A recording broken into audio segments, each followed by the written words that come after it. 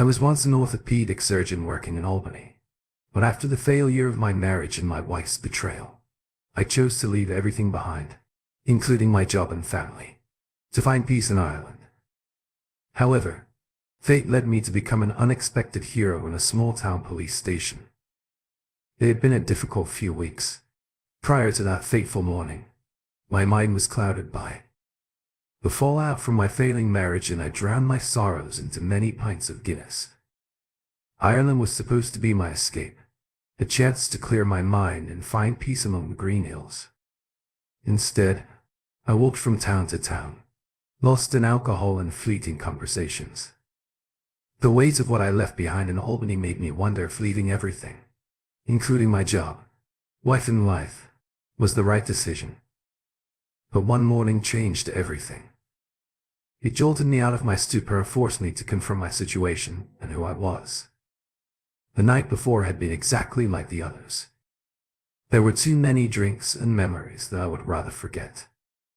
I stumbled back into a small unfamiliar room and passed out, not caring what the morning would bring. I had no idea it would begin with a jolt that would transform everything. Wake up. Get up. It is an emergency. The sergeant is having a heart attack. Someone shook me violently. Where am I now? What the hell? Quick. Get up. Hands yanked me from the bed. Calm down. Busting with thirst. I'm getting up. What is the problem? You're a doctor. Correct. The sergeant is suffering a heart attack. You must arrive quickly. I got up and realized I didn't have any shoes on. There's no time to worry about that. They led me down the hall to an office where a woman in a police uniform was attempting to perform CPR on a large man, also in uniform. Oh crap. I eventually realized I was in a police station. I knelt down to check for a pulse and breath. Nothing. Do you own a defibrillator? I asked the woman performing CPR. I believe so, I will get it. She ran away. I began chest compressions, attempting to push through the fog of Guinness that remained in my system. She returned with an advertisement which I hoped was in working order. Take the pads out and turn it on. I ripped open the sergeant's shirt, attached the pads and activated the head. It told me to step back. I pressed the button zap. He jerked his body, but nothing happened. I tried again, zap, still nothing. Damn it. This is the third time zap. Finally, the machine announced the normal rhythm. Thank God. I sighed and checked his faint but present heartbeat. Have you called an ambulance? I called out to the cop. She muttered something. Do it now, I urged. She grabbed her phone. As I checked the sergeant's pulse and breathing, I realized I was in a police station, trying to remember how I got there. I slowly remembered getting drunk at a pub the night before. It was just after 8 a.m. and I had quickly sobered up. A few minutes later, the policewoman returned, stating that the ambulance would take another half hour. It was coming from Tyrol. My heart was racing from a combination of panic and last night's booze. I needed to use the restroom. I turned to face the nearby police officer. Come over here. Place your hand on his chest, I instructed her. She sat down and put her hand on the sergeant's chest. I can feel his heartbeat. She explained, stay there while I use the restroom. Where is it? I asked. She pointed around the corner. I went to the bathroom and relieved myself. When I returned to the hallway, I noticed that several other officers had arrived. I approached the young constable. Where in the hell am? I asked him, Garda station. He replied, I have had too many drinks last night. What town is this and how did I get here? I inquired further. You're a Castleroy. Tell me, and I brought you here after you passed out in the pub. You had a great time until you collapsed. He smiled, crap. You told everyone that I ran away from a strunk. I groaned. The young constable grins, crap. In the distance I heard an ambulance approaching. The man said you were from the United States. Is this true? He asked. I grimaced. Unfortunately, the answer is yes. They also mentioned you were a doctor. It sounded like a question. I nodded yes. The ambulance crew rushed and went straight to the office where the sergeant lay on the floor. My job was done. Once I checked his heart and breathing, I watched them load him onto a stretcher and transport him to Tia's hospital via ambulance. I then looked for my boots and jacket, which I found next to the bunk where I had slept the night before. I asked a nearby police officer if I could leave and she nodded silently. I sat down, put on my boots and unrolled my jacket, making sure my wallet and phone were still in their pockets. I returned to the main office. I noticed everyone, to standing and to sitting staring at me in silence. It appeared that any problems I had caused at the pub had been forgiven, but I began to feel dizzy. Does anyone know where I'm staying? I asked. All four of them looked in the same direction, and I discovered I was staying at a boarding house a few hundred yards from the station. As I walked there, I took deep breaths to clear my mind. I needed to sleep, a hot shower followed by coffee and food. I bought a large bottle of water on the way and drank it in one gulp. When I arrived at the guest house, the nice lady who ran it greeted me after a night of fun at the pub. Do you want some breakfast? I have roast potatoes ready. She offered coffee would be excellent. I admitted that I may have gone too far last night, when I heard you hadn't returned after the pub closed. I called the guard. They said you had a little too much to drink and were safely tucked into one of their beds. So I went to bed myself. She smiled and proceeded to prepare food.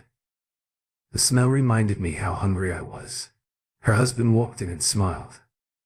You've had a busy day for a Sunday, he noted. I replied, puzzled. He grinned. The station called to tell me what you did for Sergeant Toa. You saved his life. Mary, come here.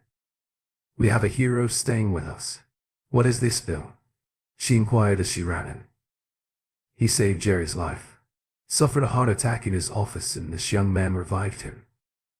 HK, a doctor from the United States. Bill, explained. I attempted to downplay. It was nothing. Really nothing. My back. Bill said he performed CPR and used an electronic device to restart Jerry's heart. They looked at me expecting more information, but all I wanted was coffee and breakfast. Could I have some coffee? Please, I asked. She nodded, then returned with a coffee in a cup. I drank almost the entire pot, along with a large plate of food, scrambled eggs with ham, fried tomatoes, beans and toast. Everything tasted delicious. I assumed Sergeant Toa had consumed too many of these hearty Irish breakfasts over the years, resulting in his heart attack. After eating, I went to my room. I took a long, hot shower and laid down to get my life back on track. Let me tell you a little about myself. My name is Daniel Green. I am 33 years old, 5'11" and weighing 170 pounds, with black hair and blue eyes. I work as an orthopedic surgeon in Albany, having completed my surgical residency at University Hospital 2 years ago. I'm married to Melanie McDonald Green, an elementary school teacher. She is the Tito, also from Albany, and still has family there.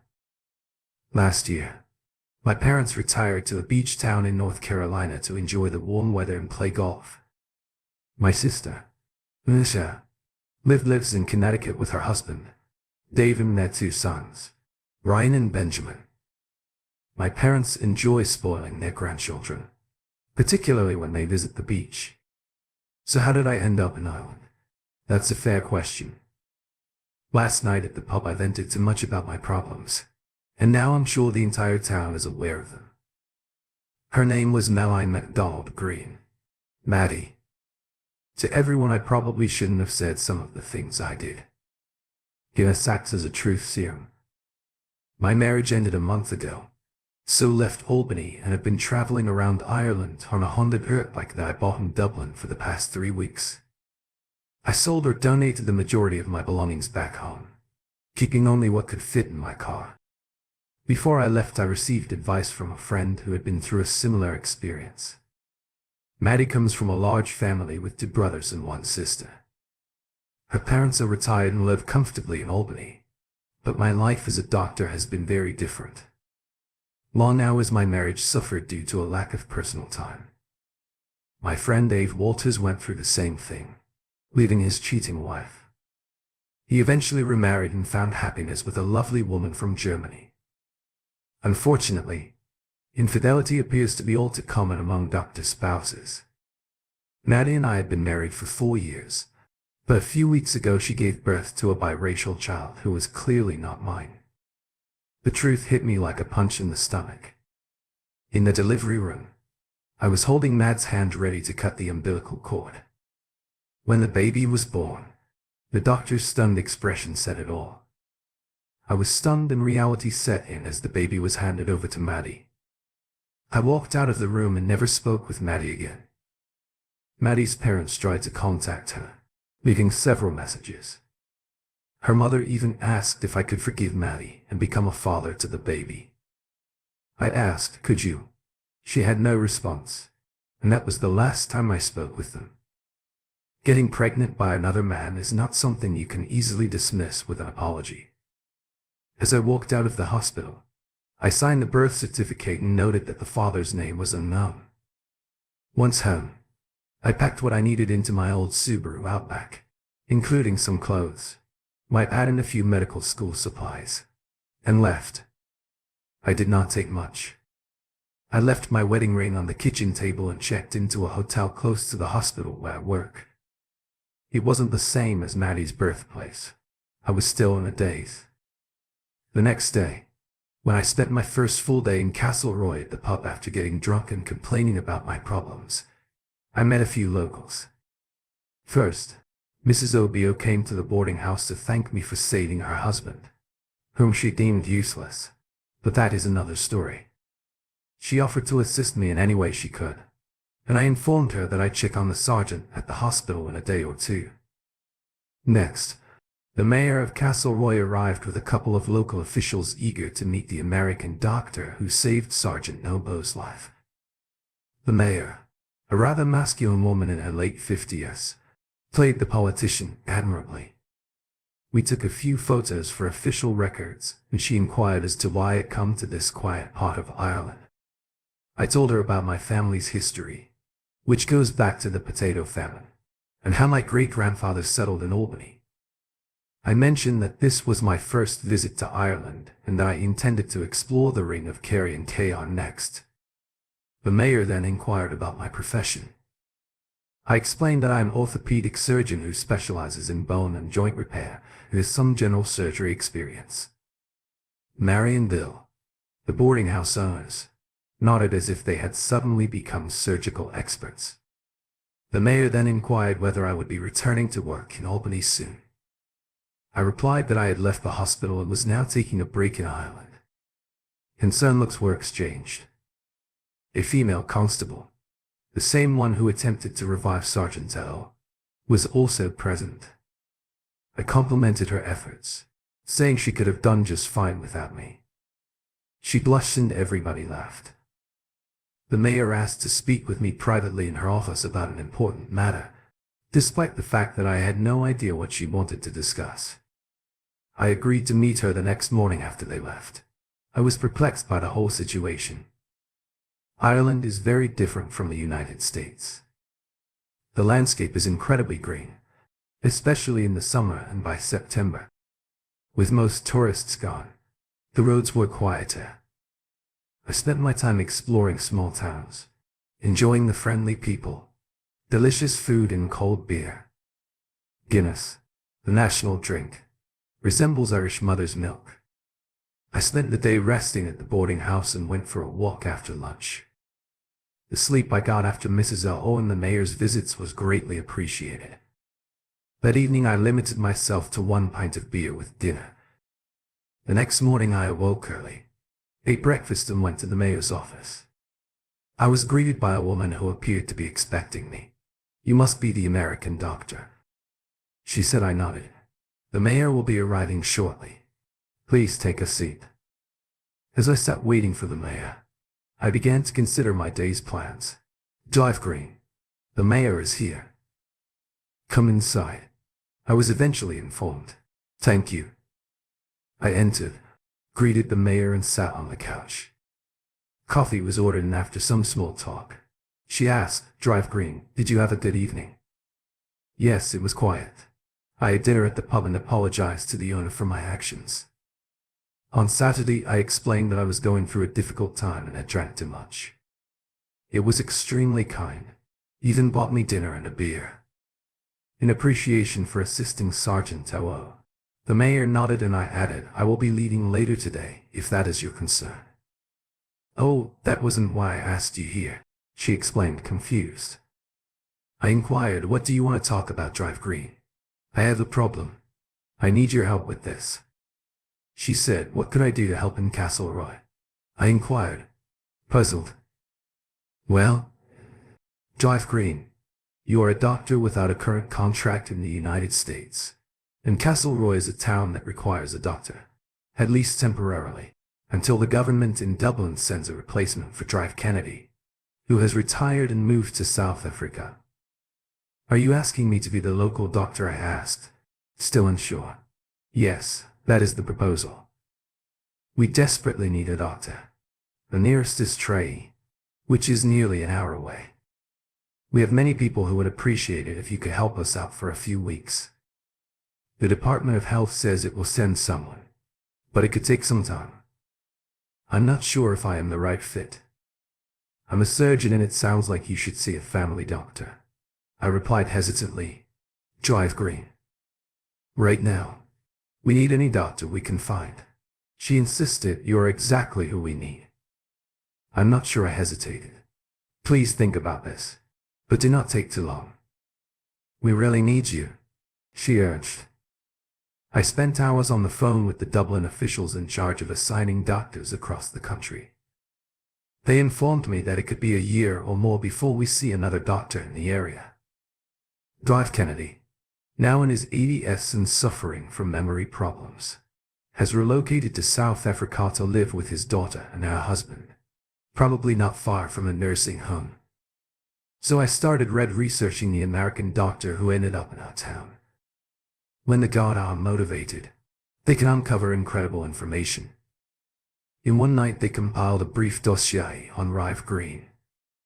I learned that he graduated in the top third of his class from a medical school in New York State and is a board-certified surgeon.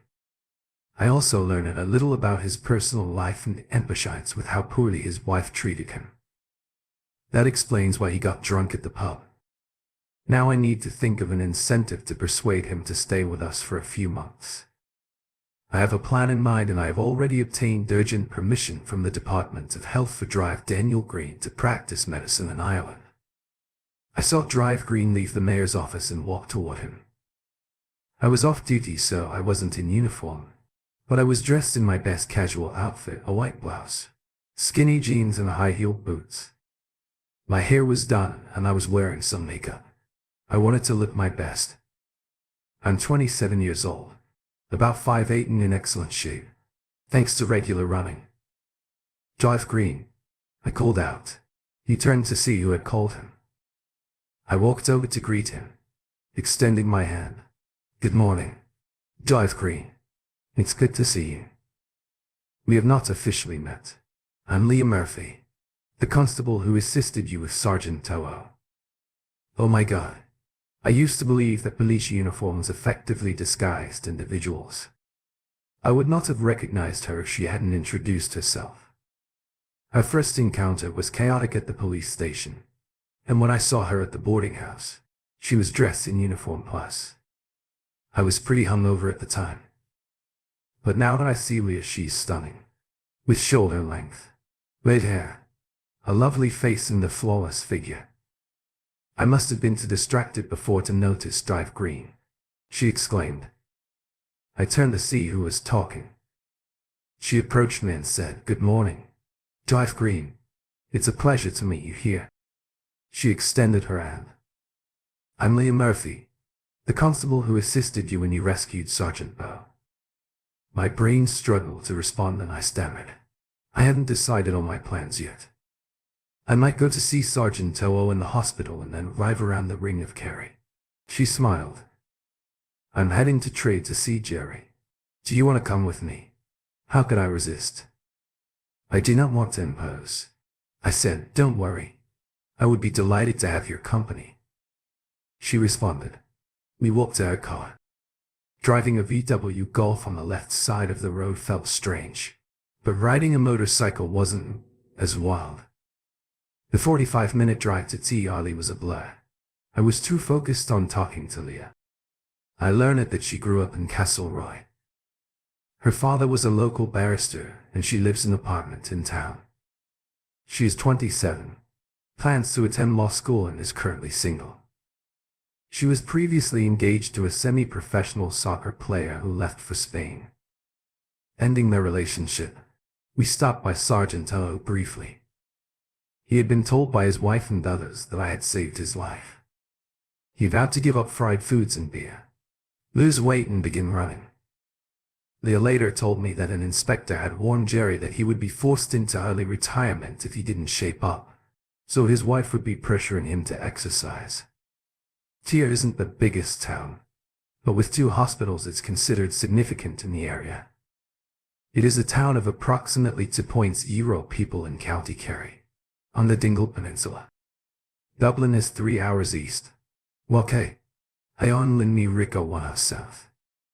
I offered to buy lunch in exchange for a walking tour, and Leah accepted. Her father frequently worked at the courthouse in Tralee, so she was familiar with it. She studied political science at Trinity College Dublin with a focus on EU defense policy and international relations. At lunch I expected the usual questions. What's an American doing riding a motorcycle in Ireland? Where did you grow up? How about your family? We talked, but neither of us mentioned my wife or what I had said in the pub that night. I had a wonderful day with Leah, but we never made it to the Ring of Kerry back in Castleroy. She dropped me off at the guest house where I thanked her for the ride and tour. I knew I'd see more of Constable Amelia Murphy and was looking forward to it. 2 days later I finally went around the Ring of Kerry. The countryside was breathtaking. I got up early, had a quick snack and rode my bike. I rode to Killer Glen, then Killon, where I stopped for gas and coffee, along with some delicious pastries. Following Bill's advice at the guest house, I drove clockwise around the ring to avoid getting stuck behind tourist buses. The day was fantastic, with numerous stops to take in the breathtaking scenery. I concentrated solely on the present moment, letting nothing else distract me. Ireland is incredibly beautiful. A day in Ireland is incomplete without rain. As I drove back, it began to pour. I waited it out under a tree while sipping a soda. I heard a loud crash nearby. A cloud of smoke rose from a wrecked car. I quickly tossed my bottle into the ditch, put on my helmet and rode over to the crash site, which was about from away. A minibus and a passenger car collided head-on. When I saw the badly wrecked car, with smoke coming from the engine, I knew the passengers had to get out before the fire started. The driver's door was jammed, but the back door opened upon an NPCT. I climbed inside to discover a bleeding man behind the wheel and an unconscious woman in the passenger seat. Both had pulses, so I told bystanders to dial 999 and request an ambulance, while a man used a fire extinguisher to control the smoke. I assessed the situation inside the minibus. The driver sustained cuts and lacerations from shattered glass, and the elderly passengers were stunned. One woman appeared to have a broken collarbone from the seatbelt, but her main concern was her brother-in-law, who had a history of cancer. Despite the chaos, they were all talkative, which was a positive sign. Some people returned to the car and brought blankets to keep the injured warm. The man had a compound fracture in his leg, so I used a tourniquet to stop the bleeding. With the assistance of others, we carefully extracted the man and woman from the car and placed them on the road. It seemed like ages before the ambulances arrived. As they had to travel from TR, I used a first aid kit to bandage the minibus driver's wounds. Fergus was a retired accountant and part-time driver. When the ambulances arrived, The paramedics took over and I accompanied them to the hospital to make sure they had all of the information. At the hospital, one of the paramedics recognized me as the American doctor who had rescued the police sergeant in Castleroy. After checking on the accident victims and speaking with an emergency doctor, I went back to Castleroy. By the time I arrived at the guest house, it was dark. Bill and Mary greeted me at the door. "Oh, Drive Green, you're back." "Hello, Bill." "Hello, Mary." I greeted them. "Yes, I'm a little later than planned. I'm going to clean up and find some food. Hopefully there's somewhere nearby that doesn't serve deep-fried food." Actually, Mary replied, "there is an Italian restaurant about 1 kilometer from here, near the market.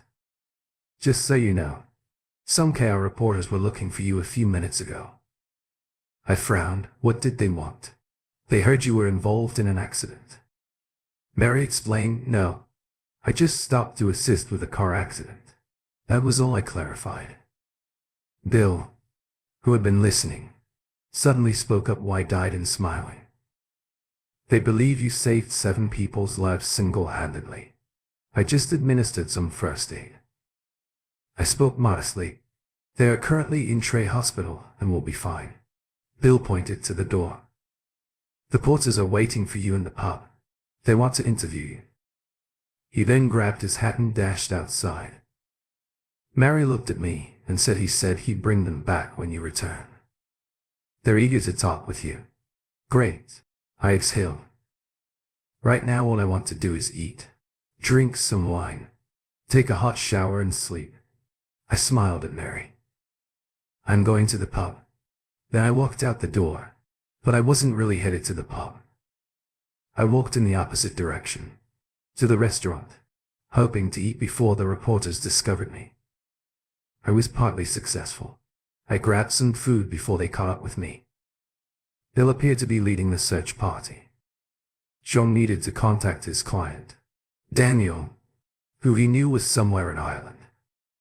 He had Daniel's cell number, which began with 353. Definitely an Irish number. Sean had some news to share and wanted to know what Daniel planned to do next. He chose to call him Daniel. "Where are you?" Sean asked an Ireland man. Daniel replied, "Where exactly?" Sean inquired further. "Castleroy is a small seaside town in the southwest," Daniel explained. Sean got right to the point. "I have some bad news that you won't like to hear. Maddie is refusing to cooperate with the divorce. She says that if you come home and meet the baby, you'll get over your pain and everything will be okay." Daniel responded immediately. "She can forget about it. She must find someone else to be the father. It will not be me." "Yeah, that's not going to happen," Sean responded. "I had my investigator look into the baby's father. It's the gym teacher from the high school near MDY. He's also a soccer coach." Daniel sounded uninterested. "I do not care who he is." Sean pressed on, aware of the gravity of the situation. "Here's the thing. He's married with 2 children. Maddie and her child cannot rely on him. So what's this got to do with me? I'm not going back to play." The inexperienced husband and father Daniel made his frustration clear. Sean sighed and delivered the next piece of bad news. "She wants child support." Daniel was incredulous. "Is she serious?" Sean confirmed yes. Daniel needed to know his chances. "What are the chances that I will have to pay?" Sean responded cautiously. "It is uncertain. Paternity should not be an issue, but courts frequently assume that a child born during marriage is the husband's, unless you have your parental rights terminated." Daniel did not hesitate. "Do it. Go to court and have my rights terminated. I filled out the birth certificate as father unknown, so make sure that has not changed." "I will," Sean promised. "I do not recommend going home right now. It could give her lawyer an opportunity to drag you into court and demand payment."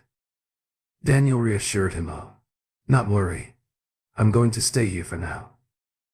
Ireland is stunning. Sean, you should have a vacation. Have some beer. Enjoy the scenery. Sean smiled at the idea but declined. Thank you. But my clients rely on me too much.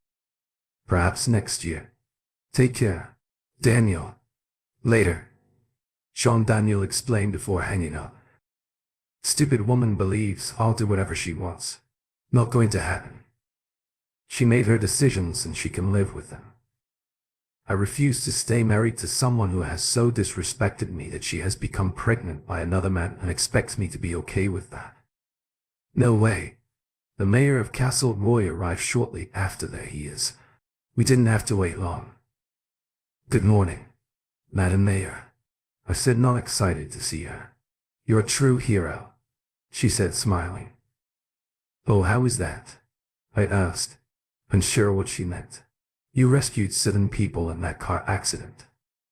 Do not be modest. You're all over the news this morning. It wasn't too bad. 3 of them went out on their own.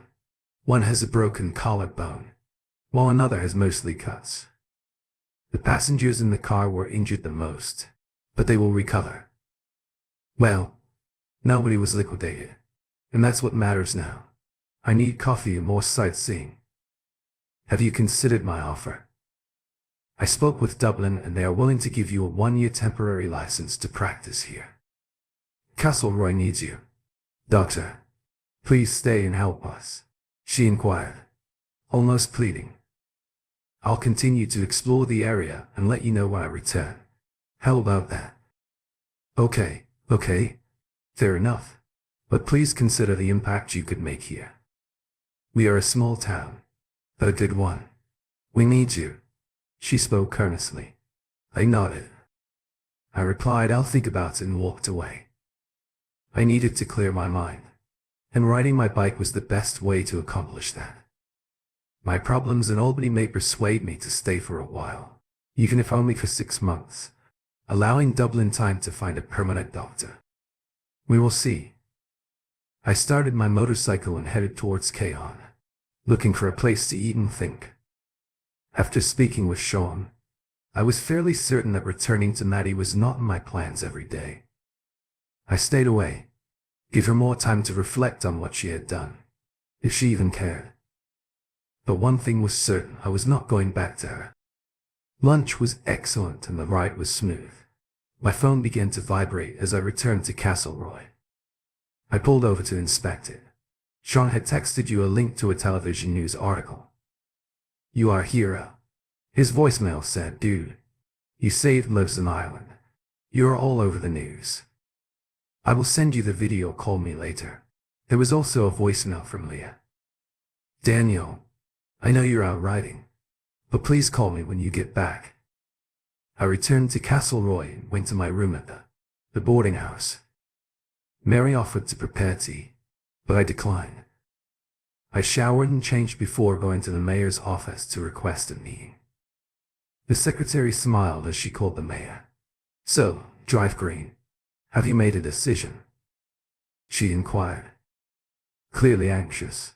I've decided to stay in Castleroy and help alleviate the doctor shortage. I said. She hugged me so tight that I almost couldn't breathe. Daniel, you'll not regret this. She spoke excitedly, skipping the formalities. Not so fast, Mayor. There are conditions. Her expression changed slightly as she realized she wasn't in complete control. What would those be, Daniel? She asked, attempting to conceal her concern. Nothing too big, I said, raising my hands. I listed my conditions and she nodded and took notes. When I was finished, I asked, so you still want me? Oh yes. Everything on this list is manageable. The majority of it is already in place. You only need to start practicing in small towns. Good news spreads quickly and bad news even faster. The mayor announced that Daniel had agreed to continue as the district doctor within a day. Word spread like wildfire. Soon there was a line of patients waiting to see him in the office. Doc Kennedy's patient records were still kept there, and since the nurse had retired, the building was locked.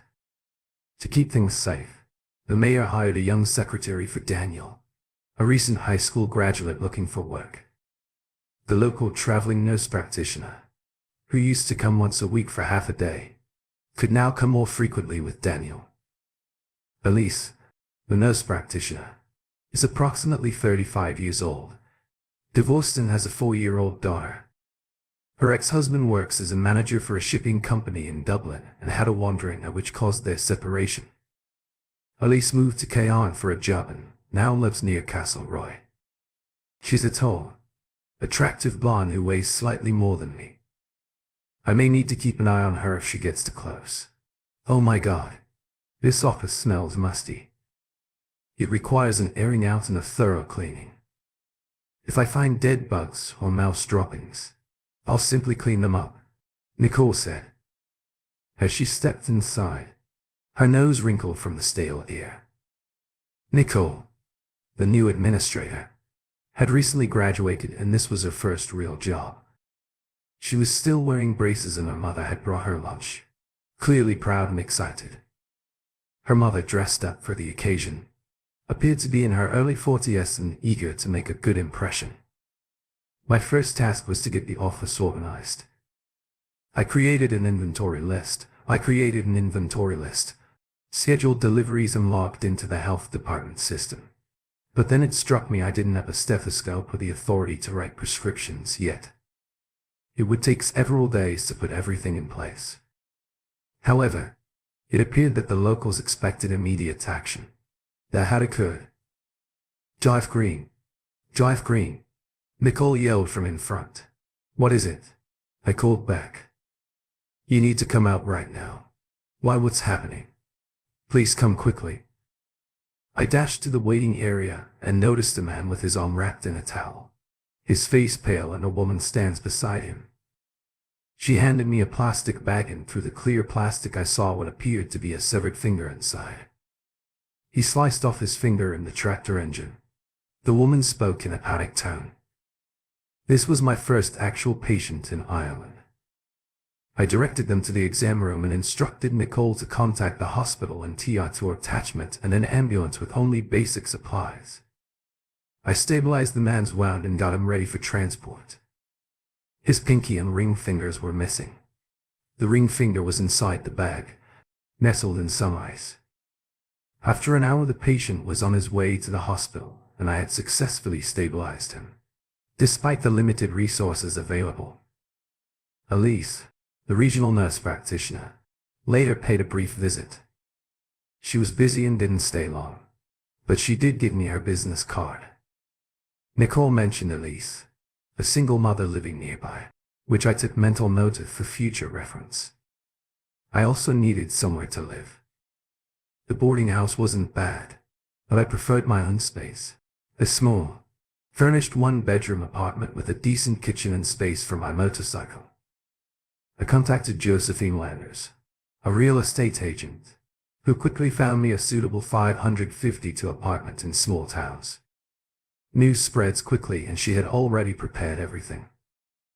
The apartment had many windows, a beautiful view and even a balcony. Josephine had thought of everything, including the linens and towels. We have stores in town that can get you whatever you need, she said with a friendly smile. Later I thanked Mary and Bill at the boarding house and relocated my belongings to the new apartment. I organized my bedding, stocked the fridge and purchased a bottle of wine. I don't usually drink it. As I settled in, there was a knock on the door. Josephine pulled into the station and reported that everything was ready. Here's the address. She handed me a card with information about the apartment Daniel was renting. I slipped it into my pocket and went home to freshen up after my shift after a shower to wash off the day. I dressed in tight jeans, a sleeveless blouse and eye makeup. Then they left. I called a Chinese restaurant, ordered food, picked it up and drove to the address Josephine had given me. I rang the doorbell. After a few minutes I heard hello. How can I help you? I laughed. Please open up, what's going on? When I heard the door open, I walked in and climbed the stairs. We heard someone might have broken in, so I came to investigate, I said playfully. He smiled. Do you always bring food to trespassers? Only the ones I prefer. I responded with a grin. I woke up in someone else's bed, realizing I was in my new temporary apartment and not alone. I checked the time on my phone. It was time to start moving. I gently nudged my partner. Leah, I've got to go. She yawned. What time is it?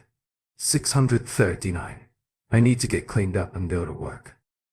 I went to the bathroom, used the toilet and turned on the shower. Leah joined me moments later. That's where it all started.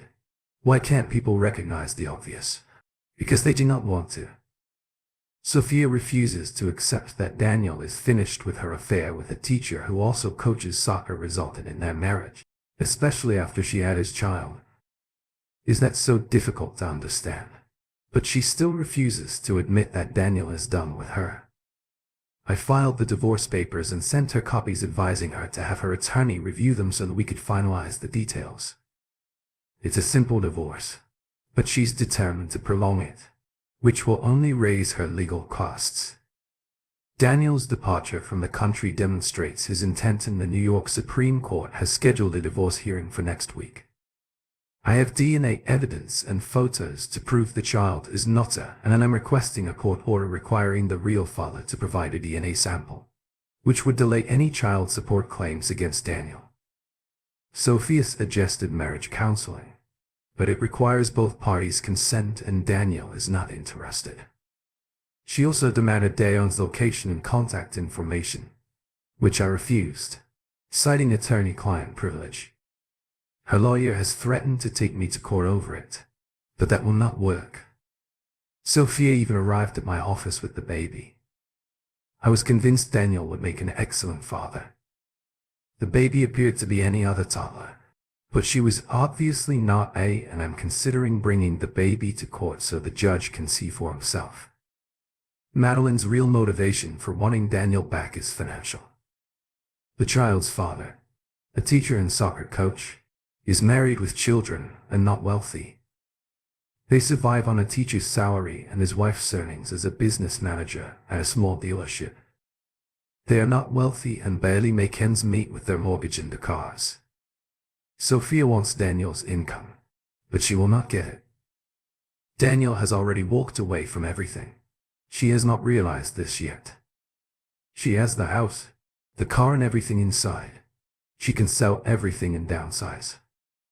The house is in foreclosure, but Daniel has signed away his rights to it. Once it is sold, there should be enough for a reasonable down payment on a modest condominium. This is all about money to her.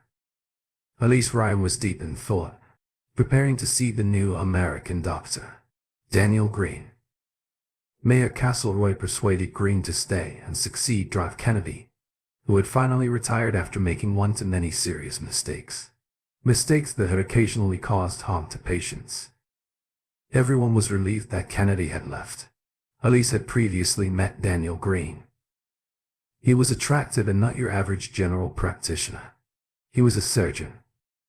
Word spread quickly about him, particularly the drama involving his almost ex-wife. The mayor had even ordered a background check and Dublin's medical staff verified his credentials. Unmarried women in the area were already flocking to his office, many of whom had minor ailments that required them to arrest for an examination. Despite her hectic schedule with work and her daughter, Elise planned to visit his office under the guise of discussing patient care issues. It would allow her to be alone with him, and she planned to dress appropriately for the occasion. Her phone rang while she was driving to see her next patient. She responded using the car's system, "Hello." Elise said hello. "Is this Elise Ryan?" A male voice inquired. "Yes." "Who is calling?" She responded, "Good morning. I am Daniel Green, Castleroy's temporary physician." He introduced himself. "Drive Green. How can I help you?" Elise replied. A few ideas were already forming in her mind. "I hoped we could meet to discuss the local health needs." Daniel said, "I'm only here for a few months until a permanent doctor arrives, but I'm worried about not knowing how things are typically done. I could use some guidance." "Sure. It would be nice to talk once." "This is a good time for you?" she asked. Daniel responded. Whenever you're available, I will make time. Elise paused to reflect on how important this was to her. I am driving right now, but I will call you later to set up a time that works for both of us.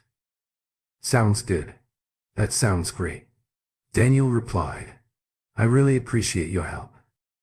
As the call ended, Elise began to formulate a plan. It might take some time to complete it, but she was patient. Perhaps Daniel Green had something in mind as well. Time will tell. My secretary is swamped with calls from people wanting to see the doctor. They even stand outside the office when I arrive in the morning. The majority of the patients are women, and I believe they would prefer to see a female doctor.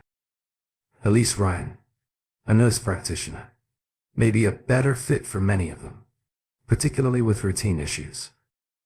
I will call her and see if we can collaborate more effectively. 2 days later, Elise invited me to her home for dinner. I couldn't pass up a home-cooked meal, so I went.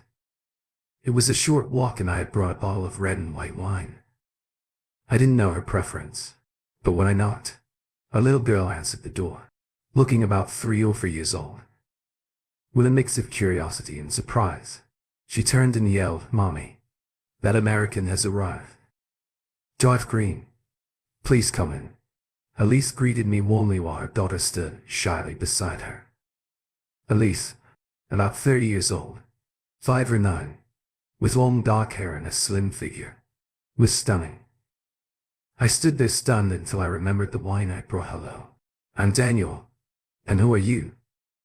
I asked the little girl. Her expression brightened. My name is Matilda. I'm 4 and Winnie the Pooh is my favorite book. Nice to meet you, Matilda. Tigers are my favorite, I said, passing the wine to. Elise smiled and commented. Mrs. Billings knows her wine. Could you please open the white and pour us a glass? Unless you like beer. My wine is fine, I said, opening the bottle as Matilda watched me intently. Do you drink wine? I asked her jokingly. Elise laughed. No, silly children, drink juice. I'll take orange juice, please. Elise smiled as she prepared dinner. I offered to help, but Matilda kept me insisting on coloring her farm animals.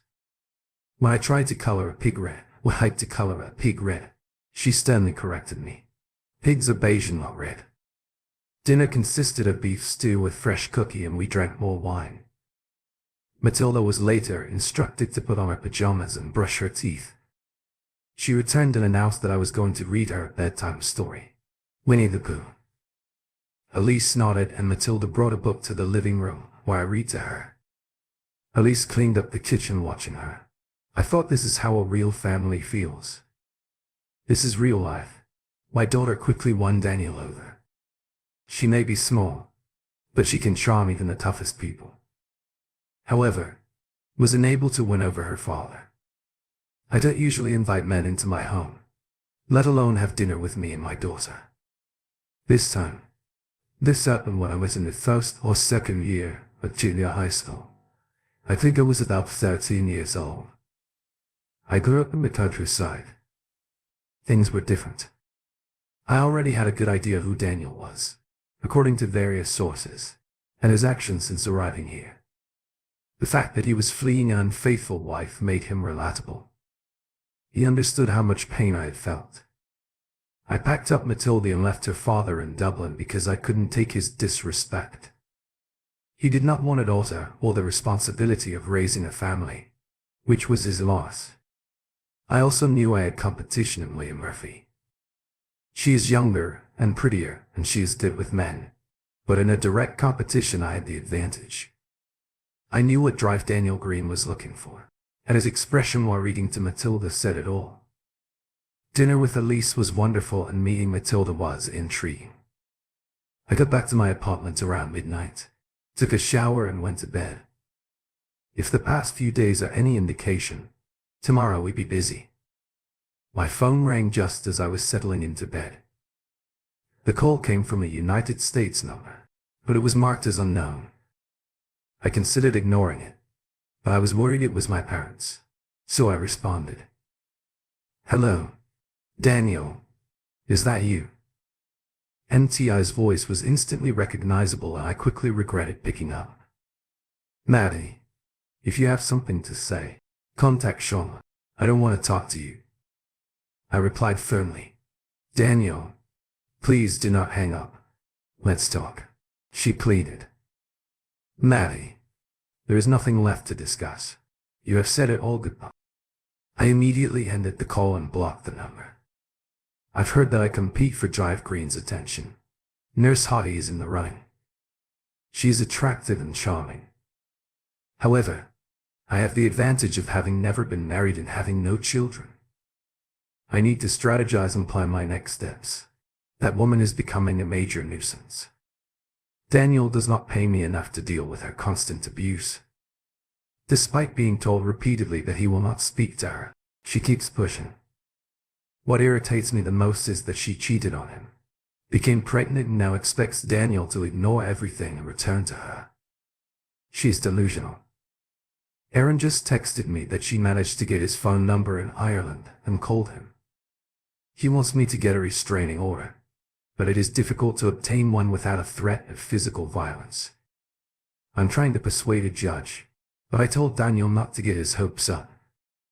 It had been a few weeks since I met Daniel Green, and he had already come to my house for dinner 3 times. On Saturday he took Matilda and me on a walk-in picnic and we had a wonderful time. We went to Keon National Park, walked some trails and Matilda rode on Daniel's shoulders for a while. We had lunch at the Ladies' View Cafe before heading to Talk Falls to photograph him and send them to his parents. That night, after Matilda had fallen asleep, we made love for the first time. I was nervous because he was the first man I had been with after my divorce. We stayed the night and awoke together. The next morning Sean called to give me an update on my divorce. My ex-wife still doesn't seem to understand and I have no desire to reconcile with her, especially since she had a child with another man. Sean, what the hell is going on? I asked. He hesitated briefly before responding. I wished I knew. Sean continued. I've been trying to get her to sign the papers and finalize everything, but I've had no luck. I believe we need to switch to Plan B. What is Plan B? I asked, unsure of his next move. I'm going back to court to file for another reason. I'll explain the situation with the child to the judge and see if it helps things move forward. Sean explained. Sean continued. I could file for another reason, but it doesn't make much sense since you're the one who left. It should only take a year in New York, but a judge may think differently because you left. What about Plan A's irreconcilable differences? Wasn't that the correct approach? I questioned. That's what I thought. Sean said. However, the judge suggested that you come home, undergo counseling. I told her you had a job in another country and she asked when you'd be returning to the United States. Oh, please get me a divorce, I said, exasperated. I don't care. I'll simply do it. Are you coming back? Sean inquired, expressing concern. Not while I am still married. To her, I replied firmly. I could swear I heard Sean mutter. Sean, make it happen. Okay, I urged him. I'm working on it. Maddie. Sean reassured me. I called Daniel's mother to find out where he was and she revealed that he was in Ireland. Now all I need to do is find him, go there and fix things. I believe I can figure it out after talking to Daniel. We had been married for 4 years. When I started seeing Roger, I admit Roger was a mistake, but I felt alone with Daniel, always in the hospital. We had talked a lot about starting a family, so when I told Daniel I was expecting, he was overjoyed. He helped paint and decorate at the baby's room, constantly bringing home new items, including a baseball glove, with the promise to teach our child, boy or girl, how to play baseball. Daniel will realize that leaving us was a mistake. He will adore the baby when he holds her. I'm certain of it. Roger's been avoiding me lately. He does not return my calls, and when I went to school he ran away as soon as he noticed me. I'm curious if his wife knows about us. That may explain it. I need to know exactly where Daniel is in Ireland. Then I'll board a plane and travel to him. The hospital and TR called and asked for my assistance with a backlog of surgeries. Their orthopedic doctor was out with cancer and surgeries had been piling up for over a month. I offered to come in for 3 days to help catch up. As I was about to leave for Betrayal on my motorcycle, I received another call. There was an emergency. A young man was involved in a motorcycle accident where he collided with a car at high speeds. He was severely injured, and if a surgeon did not act quickly, he risked losing both arms. Just as I was about to leave, Constable Liam Murphy arrived in a police car. The hospital called us to get you there quickly, she explained. Without a helicopter available, I got in the car and we sped to Tralee, covering the 27 km. In minutes she dropped me off at the hospital. Quickly, save a life. I rushed to the examined the young man and began preparing for surgery. He was only 18. I spent 11 hours rehacking his arms while the neurosurgeon dealt with his head injuries and the plastic surgeon worked on his face. When it was all over, I was exhausted. Need to use the restroom. Eat and rest. It was the most stressful day since I learned about MTI's affair. I met with the scheduling nurse and went over the plan for the next few days, 8 surgeries. 2 each day. It was going to be difficult, especially since I hadn't performed surgery in over a month, but I decided to persevere. The Irish had been kind to me and I owed them.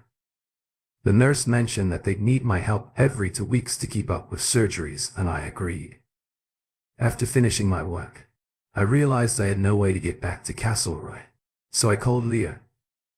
A half hour later, she arrived in a police car. Her red hair was in a ponytail. She looked stunning and I couldn't help but wonder what I should do.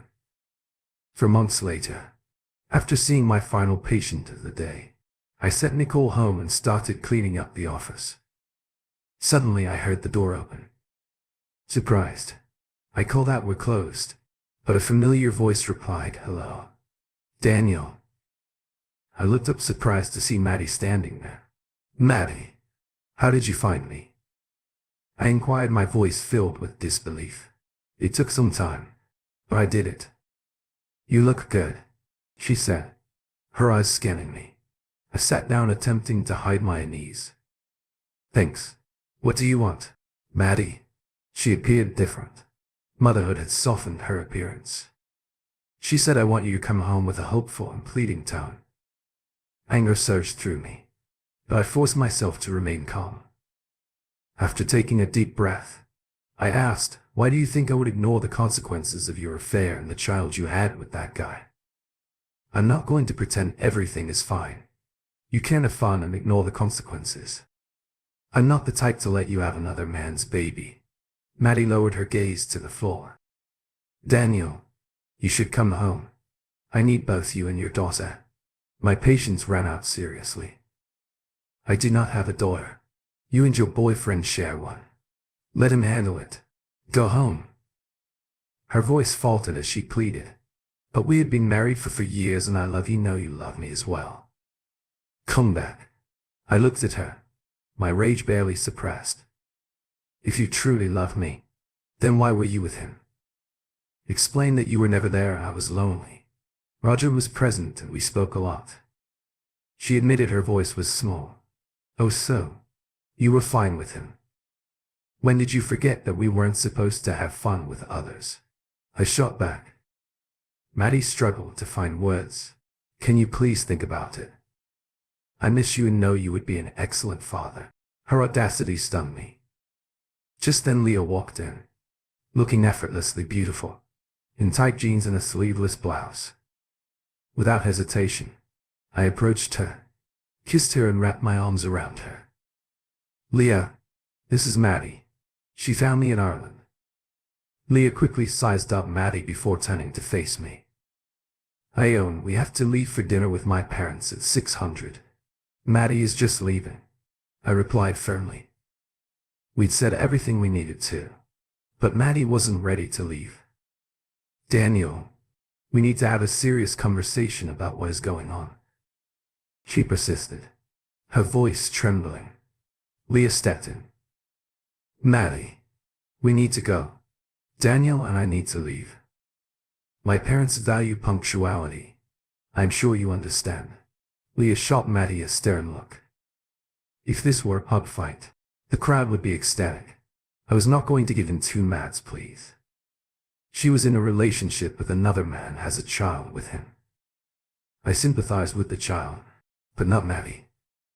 She should have thought about the consequences before having an affair. My lawyer, Sean May, had informed me of the court proceedings and the divorce was almost final. Maddie would inherit the house and our savings worth more than 9.0. It was a costly lesson, but I wasn't in a rush to replace Maddie. I intended to stay in Ireland for a few more months, working as a local doctor and figuring out my next steps.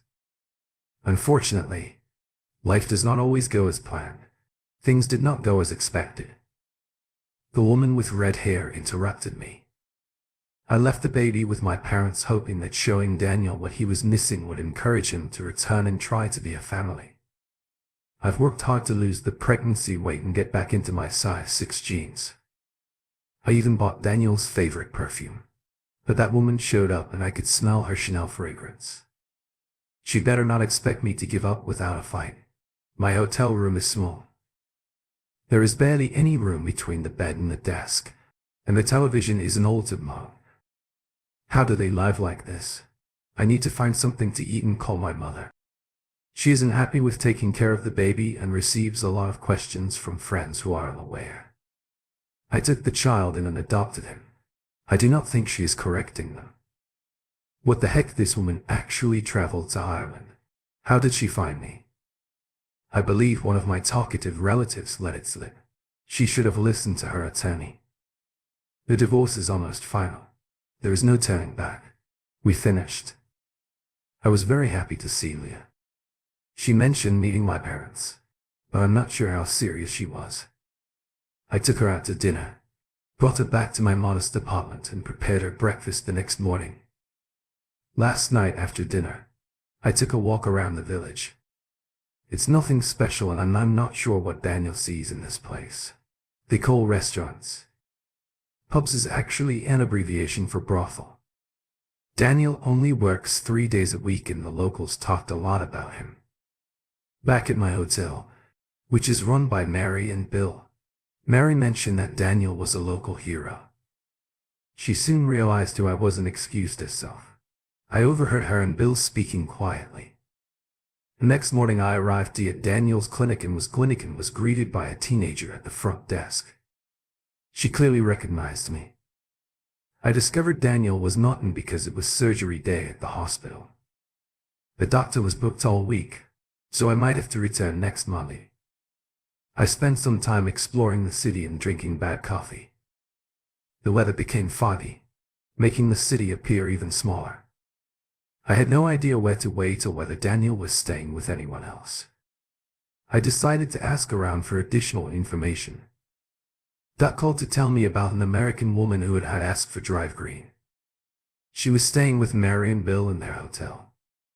It was clear that Mrs. Green was attempting to persuade Daniel to return to Albany. We needed to get this done quickly. Mary informed me that Melanie Brown had visited the doctor's office, but Daniel was in tray for surgery. I had to convince Mrs. Green to leave Daniel alone. Fortunately, Constable Leah Murphy, a beautiful woman known for her charm, is on my team. Leah is transitioning from police work to law school at Trinity College Dublin, where she is confident she will succeed. I spoke with Mary and Bill, who were forced to close their bed and breakfast due to a safety violation. I informed Mrs. Green that she had to leave immediately. Bill packed her belongings, refunded her money and reserved a room at the nearest hotel in Caen. Mrs. Green was understandably furious, but Bill understood that this was necessary for our community. The hotel just kicked me out, claiming that they had to close due to a health inspection. Now I'm being sent to Caen, wherever it is, and it is pouring rain. I'm really fed up with Ireland. My mother has called, asking when I'll be home.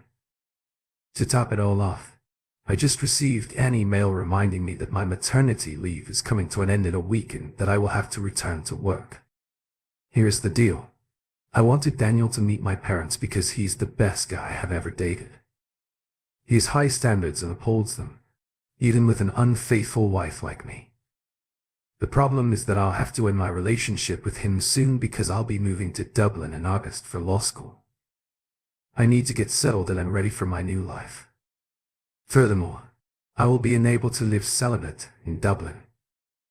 I enjoy sex and it would be unfair to continue seeing him while involved with other men. Knowing he won't be seeing other women makes things even more complicated. So I believe it is best to end things as soon as possible. I got some important information from the Castle Roy Gossip Network, or CGM. Leah's goal is to attend law school, and I've heard from Nicole that she has been accepted and will begin in August. Leah's outgoing and I know I'm not a good match for her in the long term. For my own peace of mind, I simply wait for the day she is with someone else, which will eventually bring an end to things for me. I need to remember that our relationship is only temporary and for fun. I will not say anything foolish, such as declaring my love. Besides, there are some people I'd like to get to know better. The doctor that the Department of Health promised to send has not arrived. I hadn't heard anything yet, so I called the TLE hospital. They promised to keep me updated, but weeks had passed without hearing anything. Leah and I parted ways amicably, knowing that our relationship was only temporary and that we were just friends with benefits. Leah Murphy left for Dublin several months ago. My social life had suffered as a result of my commitments to work and Matilda. Daniel surprised me when she invited us to the Cairn Fair for the weekend with the IA gone.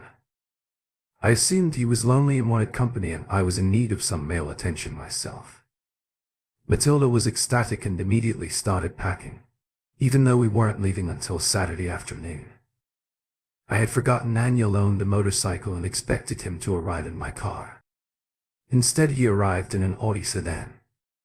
Thanks to a short-term lease arranged by the mayor of Castlereagh, it was more suitable for his weekly trips to Tray. Matilda climbed into the back seat, but I made her get out so I could install her baby seat. The fair was a blast. Matilda enjoyed the rides, cotton candy and junk food while holding Daniel's hand throughout. He seemed to enjoy the day and after the fair we went out for a meal. Before returning to my house, I invited Daniel in and Matilda, already in her pajamas, dragged him to her room to read her a bedtime story. He returned half an hour later, claiming she was a heavy sleeper. From the food and fresh air, I gave him a glass of wine. You have earned this. How do you handle everything? He responded. I don't overthink things. I just do it. I don't remember life before Matilda. She's everything. He was perplexed. How could your ex-husband refuse her? Some men aren't suited to be fathers. He's one of them. Daniel drank his wine. I wouldn't be able to handle it if she was mine. Matilda is my everything, I said. But that doesn't mean I don't want anymore. What do you want?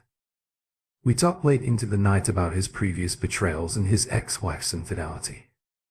He wished she had been open about her desire not to stay married, now divorced.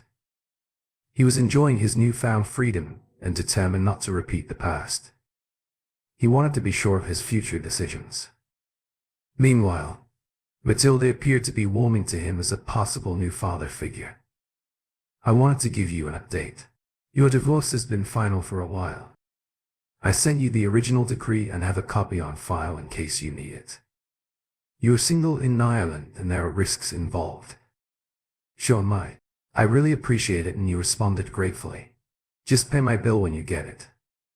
Shawn explained I was concerned when Maddie arrived here. What were her thoughts? You shake your head. Her family was furious and advised her to get her act together. She came to give me one last chance, but when I declined, she went home.